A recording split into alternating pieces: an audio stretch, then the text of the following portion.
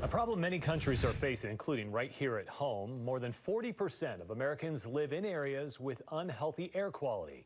That's according to a new report from the American Lung Association. It shows 135 million people in the U.S. are living in counties with unhealthy air. And people of color are suffering the most. The study found people of color are 3 times more likely to live in areas with polluted air. Researchers looked at data from 2017 to 2019, right before the pandemic. Now, in spite of April showers, most of Utah remains in the grips of an extended drought. In recognition of Earth Day, Salt Lake County has committed to reducing its water use and challenged all of us to do the same. News specialist Jed Bull shares the top ideas for saving water. The beauty of spring is upon us today, but the brutal truth of the drought cannot be ignored as we get into the watering season. So county leaders are urging us to slow the flow.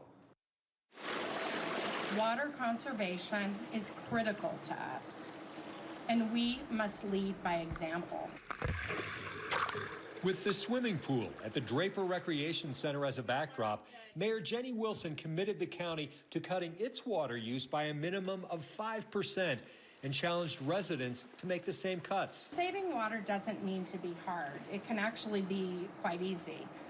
You don't have to overhaul your lifestyle. You just have to make some tweaks. If 25% of residents cut 5% of their water use, the county could collectively save 2 million gallons of water every day, the equivalent of 9 of these swimming pools. Most of the Wasatch Front is in exceptional drought, the most severe stage.